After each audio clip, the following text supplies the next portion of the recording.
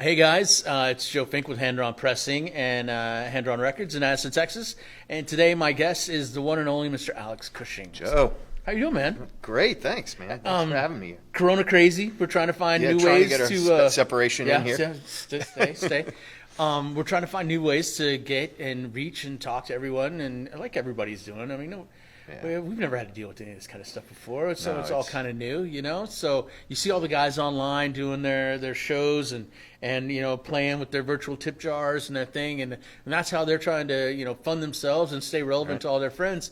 We're just trying to make sure everybody knows all about the vinyl industry as much as they possibly can, because it's ever changing, correct? Absolutely. I mean, unfortunately, I don't sing, so Yeah. maybe it won't be as exciting as some of the guys I've seen online, but I'll try to keep it interesting anyway. Dude, speaking of interesting, before we started this, you have to say what you just said to me before. You said you just discovered the blue box of Kraft macaroni and cheese. Yeah, so being sequestered with the family all the time, I have a 14-year-old and 15-year-old and 11-year-old. Right. And so we have never really done the mac and cheese thing at home either. Are you un-American? What's So the matter with you, man? I don't know. Ramen, I'm down with that. Peanut It's butter and Kraft jelly. macaroni and cheese. It never found its way. So we did crack the blue box open, and I get it. Yeah. I totally get it. It makes a lot of sense. It's legit. Seriously. Oh, wow. How old are you, dude, that you've never done this? Well, apparently, I don't know. You know, they tell me after 35 you can stop counting. So I stopped counting about a decade and a half ago. So was it life-changing? I can only imagine. Yeah, no, it is. It took a lot of energy to not open the second box almost immediately. Really? And there was a little bit of a scrum in the house with my 15-year-old and 11, a lot of forks flying around. But it is something we're going to come back to for sure. Now, if you want to go upscale, right, it's the Velveeta shells and cheese. That's upscale, buddy. That's a whole nother level. Well, it's and there funny could you be say an that. argument on either side, and I'm not picking Team Blue Box or Velveeta cheese. I'm not going either way. Yeah, we're not sponsored by any. No. But when you want to feel a little bit more refined, the Velveeta shells and cheese. Well, it's funny you mentioned that, because my 11-year-old, when we were shopping, and actually I went shopping because I'm one of the few people. You're the guinea pig. Yeah, I'm the guinea pig who goes So am I. out masked and gloved and everything. I was told very clearly to get the blue box, because apparently that's the one. there has been the other box has been tried in the house, which I was not really totally aware of. Yeah. And this is much better. So the vote has been cast. The Really? yes, because Everybody's blue everybody box. was blue. I was told, don't come home. You can stay out in the virus if you don't come back with the blue box. Something, man. How cool is that, man? So I guess this late in life, you still learn new things every day. That's the really best good, part. man. I used to do a morning show back in Roswell with a buddy of mine, and he had never tried Spam before. Oh, right. I So- have had that honor. So he'd never had Spam in his life, man. And I'm like, we're bringing Spam in. And we brought Bring it Spam in. back. And we With the pineapple, you grill it No, up? man, we just made straight up. Spam and egg burritos. And Oh, we did nice. we brought a little flat grill, you know, and we did Yep. it all on the air one morning. And everybody, all the salespeople were wanting to dig into our Spam and burrito breakfast. It was pretty good. So He loved it, changed his life I do have a too. story that actually has me in Guam eating Spam. That's where my Really?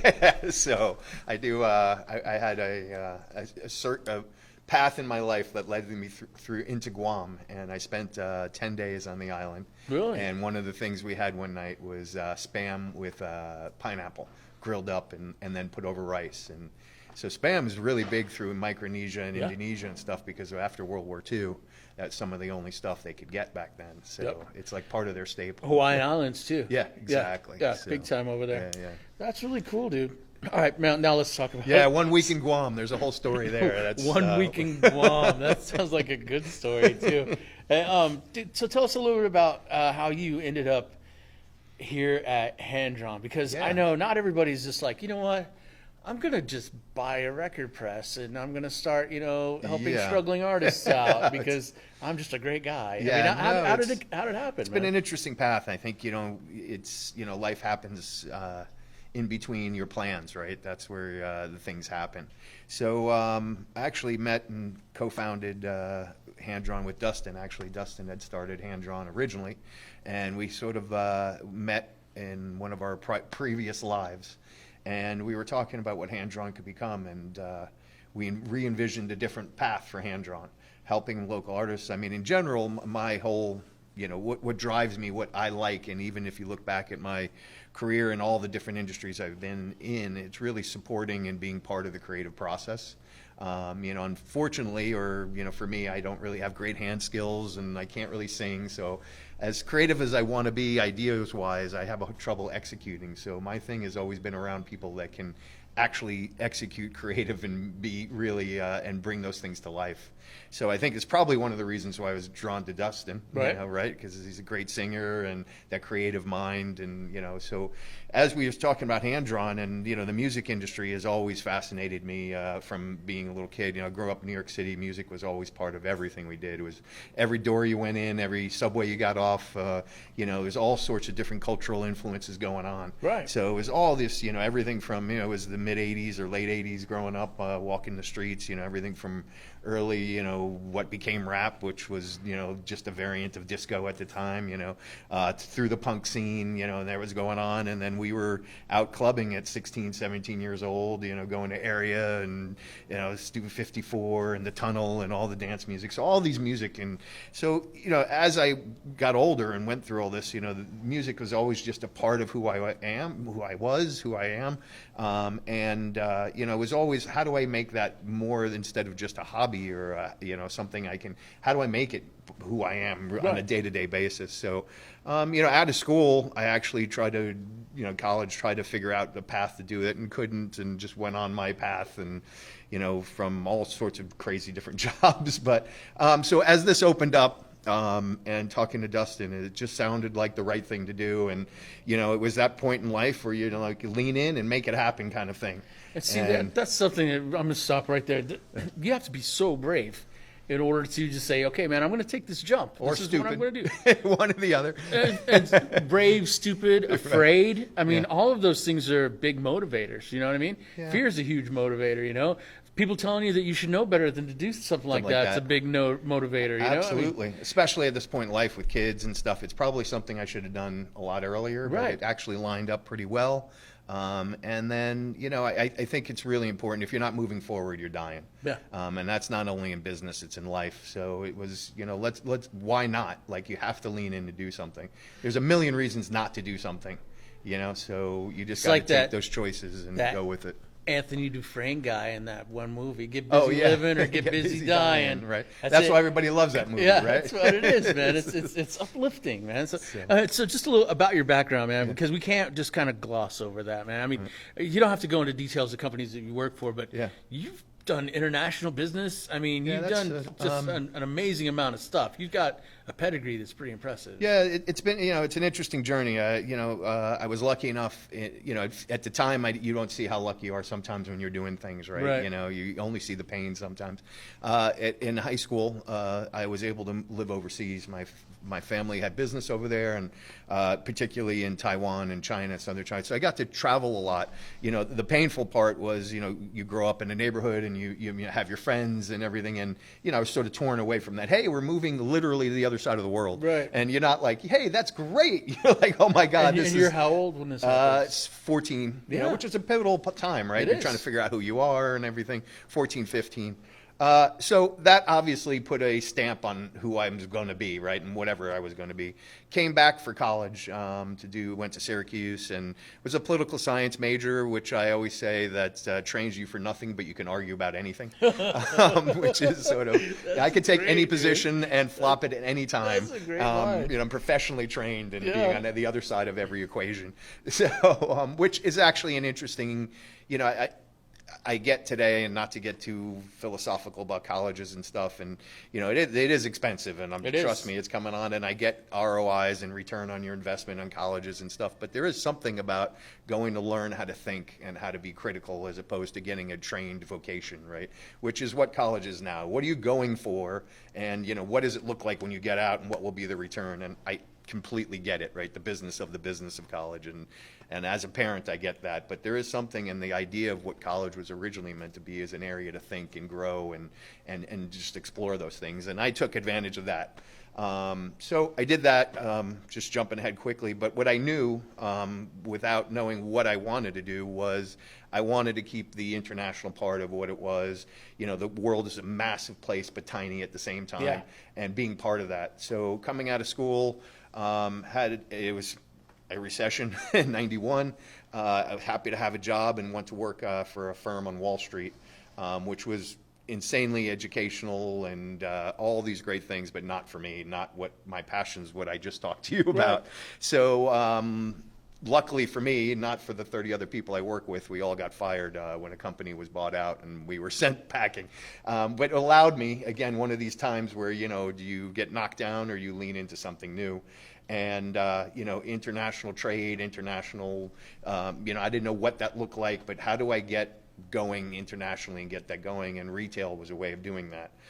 So I actually went to work for Macy's in the corporate office there, did a training program, grew up through that, which turned me on to, and I'm going to jump quickly, and I'm a gadget guy. I love gadgets. I like technology. You know, even if it's not what I'm doing, I spend a lot of time doing it. You know, everything from today. I mean, I love blockchain and AI, even though it's not exactly what I'm doing. But I got into the watch industry, luckily for me, which is a great gadget. And, you know, anybody that likes vinyl records and how they're made and why they make this would love just understanding the art of making watches. Right.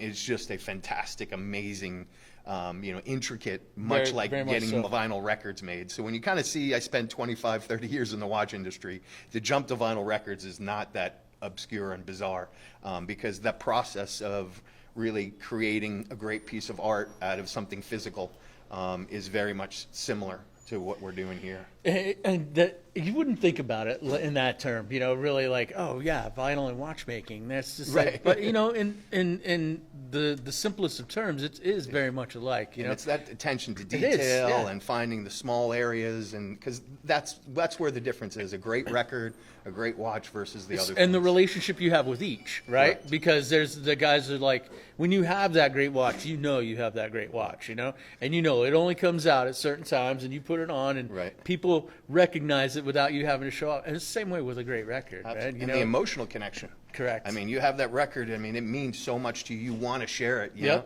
And you do that. And the watch is the same way. You know, they're like, look at this watch, and this, you know, somebody gave me this, or it means so much to me. It's still very similar. Yeah. So, you know, just real quickly, that allowed me to do all of these great international things, and I think put me in a position to, you know, to get into branding in a heavy way, messaging. And then the communication of that emotion that you just talked about, which is really what we're doing. We're helping artists communicate.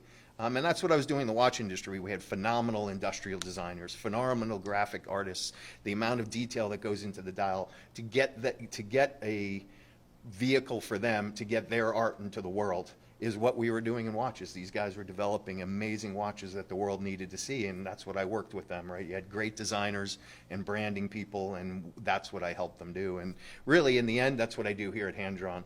Create the process, create the instrument to help our artists, and that's the musicians that are making the music, the engineers that are cutting the music, the guys here that are making phenomenal records, is to get that into the consumer's hands and have somebody go, this is important to me. And it really is the same, and that's my passion, is being part of that process. And one thing that you do very well as a part of that process, and I've got to experience this in the time that I've been here with Hand Drawn, is you know how to get the right guy for the right part. You know, you know how to find the people that are going to play their role to the best of their ability. Right, you know how to find those guys that like Oz when we had him on. You know, I mean the guy's a perfectionist. You know, and he just nitpicks about every little thing. Who better than to be your head tech? You know, the guy that will not settle for anything other than perfection. You know, exactly right. But you surround yourself at the same time with the people that can do the best job to make the entire team the success that it needs to be. And you hit it right on. You hit it right on the head. I mean, I've said that you know, it takes a team to do it, and you know, I can't do it by myself, nor would I want to try. And all of these things, and in life too, right? Your spouse, and you know, all these people you put around you, is get great people around you and let them do what they love. and Right. find and help them find the things that they like to do. So, and let them show you what that's all about, man, because you could just learn a lot from the people you surround yourself absolutely. with. I mean, I learn every day from all of you guys. I mean, So you're talking about a lot about this international and this global look, and vinyl does have a worldwide appeal, right? And absolutely. there's global audiences out there. There's global artists out there, We're a small manufacturing facility in North Texas, right? And we work with artists from all over. But we really concentrate on letting everyone know that we're regular people. We're just average guys that are here taking, a passion and a true love for what we do and joining it with what you've created, right? So we want to make sure that we do our best to help bring your baby out to the forefront and make it the best vision of what you wanted it to be in the first place. Now, where do we fit into that globally? Right. That's exactly. So, I mean, so globally can mean, obviously it's, planet-wise, that's the term global. But for us, our world is the vinyl world. Is the vinyl world. And, it's about being here in the U.S., right? I mean, that's what we're focused on, helping our artists here and the supply chain that's here, too. So that's what makes being part of the VRMA so exciting, is having this organization come together of, that enhances and expands our world. And that's why I'm so excited to be part of it is, our globe just got bigger, talking to all of our supply chain partners, everybody that's from making records to mastering engineers to cutters to, everything within that. And really, working and just having really honest conversations with each other is how do we make our world that much bigger, right? And it's not about putting it out and making sure it's in Switzerland or anything, but are we working together and are we part of a bigger thing than just ourselves? Because you can get very insular in everything you do, right? Just my house and my car and my family, and that's important too. You got to take care of your own, but understanding where you fit in a bigger world is what makes me excited, like I said, and what you bring up, it makes the VRMA so important, not just to me, but I think it can be a great tool for all of us. And we talk about the me and the I, but it's more of I like to think of where we're at as a we and a us. Absolutely. You know what I mean? Because we can solve a lot more as a team than I can on my own. Absolutely. And I just always try to look at it as a we. And everything that we're doing vinyl-wise. And it's really the foundation of why Hand Drawn was born. Right. It really was a collective idea is that, we can float all boats, right? If we work together, everybody can win as opposed to us trying to step on the next guy. And that's really a foundational idea that Dustin had brought from being on the road with bands and things is that you can bring your 50 guys in, and if you're not supporting and they, listen to you and then they walk out the door, but if everybody's supporting each other and all the bands out there and we can get 150 people to stay in the room and listen to everybody, imagine what can happen, right? So what was your first record? I'm going to date myself. The first piece of record that I bought, not the most influential on me, but the first one I bought was Jerry Rafferty. Really? Baker Street. Baker Street? Yeah, Baker Street Going on vinyl. down. Wow. Yeah, took the subway down to the record store and bought Baker Street. That's cool, man. Definitely dating myself on that. Yeah. Everyone that's watching this is like, who? Jerry Rafferty. Yeah, that's a score, buddy. He's on your Yacht Rock channel. Exactly. In case you're wanting to play along at home, you'll find Jerry Rafferty on Baker Street on the Yacht Rock channel. Dogs or cats? Oh, dogs by far. 100%. Best ever. Right there with you, buddy. We got into this one a little bit. Where'd you grow up? New York. New York City, yeah. You were talking, God, and I could just go on and talk to you more and more about this because this is just the record geek side of me going up. But, you're talking about being in New York, the birth of rap happening, Beastie Boys coming around, yeah. I mean. Absolutely. And then Tribe. And, yeah, you've got all African of those Bambaataa guys. early days. And then you've got CBGBs, I mean, that was still a thing then, Absolutely. And Studio 54. I mean, God, I would do dance, punk. Yeah, we got to come back and do a whole episode just on how hip it must have been to be growing up in New York. Yeah, I remember as a kid, I mean, I know a lot of people tell stories that they had a little transistor radio or an FM radio and they'd listen to baseball games. I remember when I was 7 or 8, going to bed at 10 o'clock in my house, grabbing a little handheld FM radio, and you'd listen from from on Fridays and Saturday nights from 9 to 11 was live DJs actually spinning and cutting and mixing right there. because it was the big dance party, Yeah. BLS back in the day and KTU in New York. I mean, these guys were just doing it all live on the radio. It was just incredible. So, And it was all one-off. The show yeah, was never the it was same. never done again. That was it. How exciting, man! How exciting. So we did. How can I leave it out? NSYNC or Backstreet Boys? That's like the big question that we're getting a lot of. You're either team one or team two. Which one is it? What do you think? Yeah, Beastie Boys, exactly. Beastie Boys, yeah. exactly, exactly. Fight for your right all the way. Who cares about those posing little boys? Yeah. Maybe Tribe. Maybe Tribe. Oh.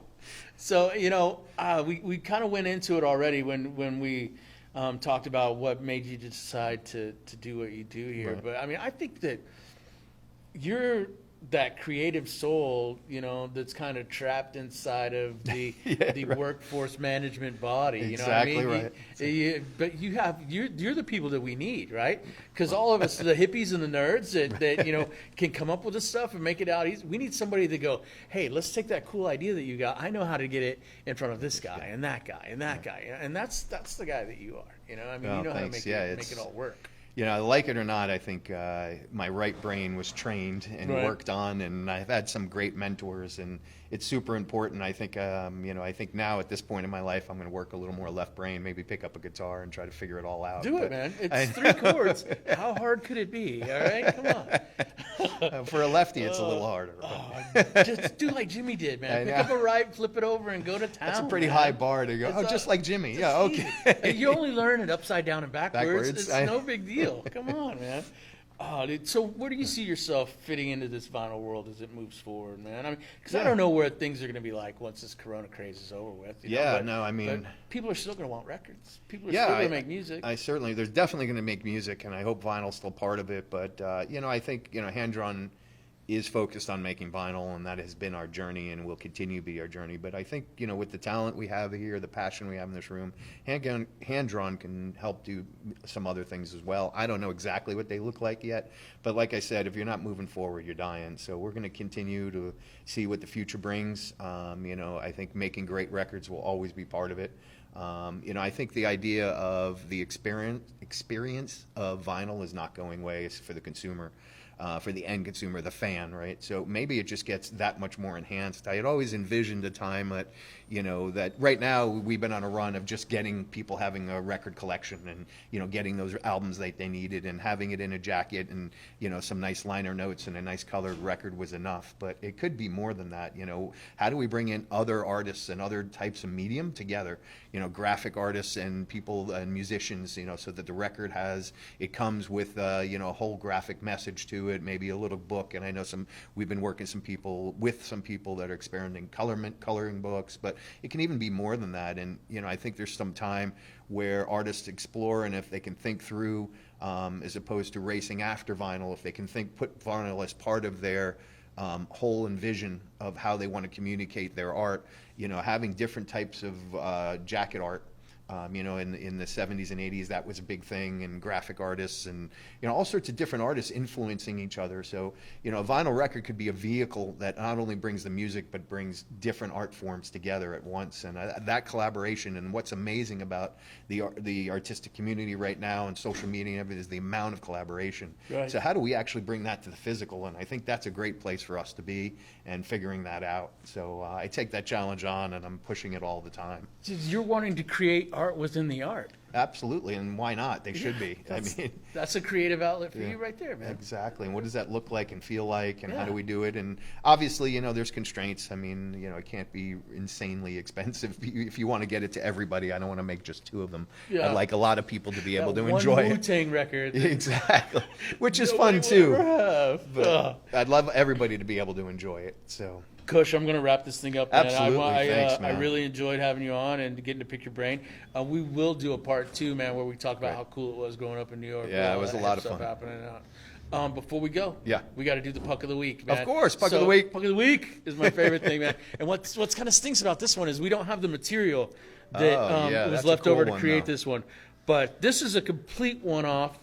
I've never seen a record done like this before until we worked on this project, and I was like, holy shnikes, how did that happen? But this is like an iridescent kind of almost a mother of pearl type of inlay for this record. Boys, show that to the camera up there. That's a perfect example of using the art within the art, right? That's going out to our vendor community and saying, how do you be artistic in making plastics? And you know, and that was the first time that was ever done. That project was the only time in the world. Now it's available for everybody, which is awesome. But yeah, clear pink iridescent, awesome. Just I've never seen one like that, and it just pops. It looks like a mother of pearl inlay on your Martin or something. You know what I mean? It's really cool, stupid cool, man. Once again, thanks man, for listening to me and even let me talk. Yeah, dude, it's awesome. Anytime. I'll hang out with you all day. That's another one from right here at the record plant, man. We'll see you guys when we do it again. Thanks.